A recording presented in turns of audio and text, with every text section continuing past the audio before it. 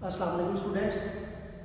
जैसा कि आपको पता है हम सेकेंड ईयर का चैप्टर नंबर 4 पढ़ रहे हैं, जिसमें हमारा जो टॉपिक चल रहा है वो है नॉर्मलाइजेशन। तो कल हमने फर्स्ट नॉर्मल फॉर्म पढ़ी है, जिसमें हमने देखा है कि फर्स्ट नॉर्मल फॉर्म के अंदर कोई भी रिपीटिंग ग्रुप्स नहीं होने चाहिए। आज हमारे पास टॉपिक है सेकेंड नॉर्मल फॉर्म, कि हम अपने रिलेशन को या अपने डेटाबेस को कैसे सेकेंड नॉर्मल फॉर्म के अंदर तब्दील करते हैं। तो चलिए लेक्चर स्टार्ट करते हैं।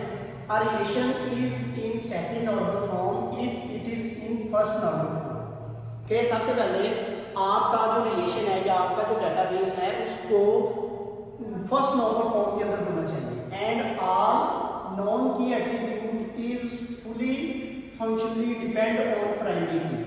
अब सेकंड नॉर्मल फॉर्म के लिए ये जरूरी होता है कि आपके रिलेशन के अंदर जितने भी नॉन की एट्रीब्यूट जो प्राइमरी कीज नहीं है, नॉन कीज एट्रीब्यूट है, वो फुली फंक्शनली डिपेंड करने चाहिए प्राइमरी कीज के अंदर। कि आपके फॉर एग्जांपल एक आपका नाम है तो वो आपका नाम नॉन की एट्रीब्यूट है, वो कोई आपकी प्राइमरी की वगैरह नहीं है, तो वो फुली डिपेंड होनी चाहिए जो भी आपकी डेटाबेस के अंदर प्राइमरी की है। ठीक है, हमारे पास इसकी कुछ कंडीशंस होती हैं सेकंड नॉर्मल फॉर्म के लिए। क्या कंडीशंस होती हैं? सबसे पहली कंडीशन हमारे पास है प्राइमरी की consist of only one attribute, कि आपके रिलेशन के अंदर जो प्राइमरी की है उसकी सिर्फ एक एट्रीब्यूट होना चाहिए, मोर देन वन एट्रीब्यूट नहीं होनी चाहिए।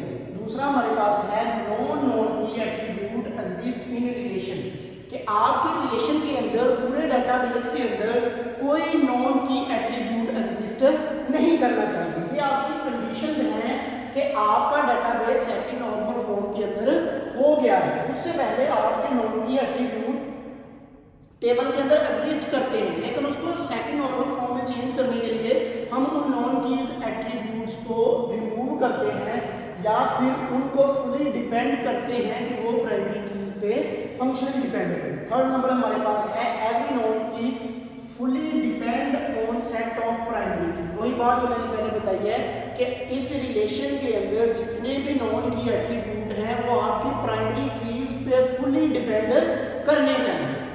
अब यहाँ पे देखिए आपको थोड़ा आइडिया हो जाएगा।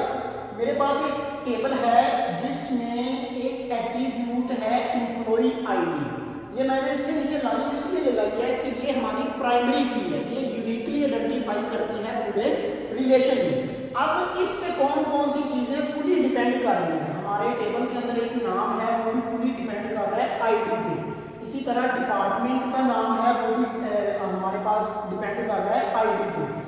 और उस बंदे की या एम्प्लॉय की जो सैलरी है वो भी फुली डिपेंड कर रही है किस पे? एम्प्लॉय की आईडी पे। दूसरे नंबर पे हमारे पास ये डेट है। यहाँ पे अगर आप देखें ये डेट लिखी हुई है, तो ये डेट दो चीजों पे डिपेंड कर रही है। एक आपका कोर्स का टाइटल है, ये देखिए जी कोर्स टाइटल पे डिपेंड कर रही है, और दूसरा फुली डिपेंड कर रही है एम्प्लॉय आईडी पे। इससे मुराद कि अगर आपको एम्प्लॉय आईडी मालूम हो तो फिर भी आप डेट फाइंड कर सकते हैं, और अगर आपको कोर्स टाइटल पता हो तो फिर भी आप डेट फाइंड कर सकते हैं। ये एग्जांपल देखें, हमने फर्स्ट नॉर्मल फॉर्म के अंदर लिखा था कि ये वाले जो रिपीटिंग ग्रुप्स हैं इनको हमने रिमूव करना है। पहले हम क्या करते थे, जो हमारे पास अननॉर्मलाइज्ड फॉर्म है उसमें सिंपल एक दफा ये लिखते हैं इसकी आईडी और आगे सारे नाम लिख देते हैं, लेकिन वो हमारे पास फर्स्ट नॉर्मल फॉर्म में नहीं होता। ये वाला टेबल हमारे पास पहले फर्स्ट नॉर्मल फॉर्म में हो गया है, उसके बाद हमने इसको सेकंड नॉर्मल फॉर्म के अंदर तब्दील करना है। अब इसकी हमारे पास शर्त ये है कि कोई भी नॉन की एट्रीब्यूट किसी दूसरे पे डिपेंड नहीं करना चाहिए। सिंपल आपके पास जो एक प्राइमरी की है उस पर डिपेंड करना चाहिए। इस टेबल के अंदर आप अगर गौर करें तो ये वाली जो आपकी डेट है ये इस पे भी डिपेंड कर रही है, और ये वाली जो आपकी डेट है वो आपकी इस आईडी के ऊपर भी डिपेंड कर रही है। मतलब कि आईडी पता हो फिर भी आप डेट फाइंड कर सकते हैं, आपको कोर्स टाइटल पता हो फिर भी आप डेट फाइंड कर सकते हैं। ये चीज अभी हमने कही है कि ऐसा नहीं होना चाहिए कि नॉन की एट्रीब्यूट दूसरे पे डिपेंड करे, बल्कि आपके नॉन की एट्रीब्यूट सिर्फ सिंगल प्राइमरी की के ऊपर डिपेंड करने चाहिए।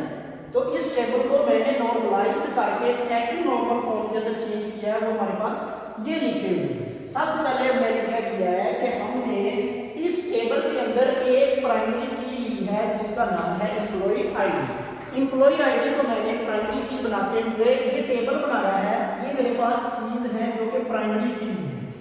मैंने बच्चों के नाम लिखे हुए हैं, उसके बाद डिपार्टमेंट्स लिखे हुए हैं, उनकी सैलरीज लिखी है, ये एक अलग से रिलेशन बना दिया है। अब इसके अंदर सिंपल ये वाला एम्प्लॉय का नेम, डिपार्टमेंट का नेम और सैलरी, ये सारे नॉन के एट्रीब्यूट फुली डिपेंड कर रहे हैं एम्प्लॉय की आईडी के ऊपर। जब एम्प्लॉय की आईडी पता होगी तो आप नाम भी फाइंड कर सकते हैं, आप डिपार्टमेंट का नाम भी फाइंड कर सकते हैं और सैलरी भी फाइंड कर सकते हैं। इसमें ये वाली सैलरी किसी दूसरे नॉन की एट्रीब्यूट पे डिपेंड नहीं कर रही, बल्कि सिंपल एम्प्लॉय आईडी पे डिपेंड कर रही है। इसी तरह ये नाम भी सिर्फ इस पे डिपेंड कर रहा है, बाकी किसी पे डिपेंड नहीं कर रहा। और दूसरे की तरफ हमने बना दी है जी एक और टेबल, ये कोर्स टाइटल मेरे पास इस टेबल की प्राइमरी की है, लेकिन इन दोनों को लिंक करने के लिए इस टेबल की प्राइमरी की को मैंने यहाँ पे एज ए फॉरेन की इस्तेमाल किया है, ठीक है।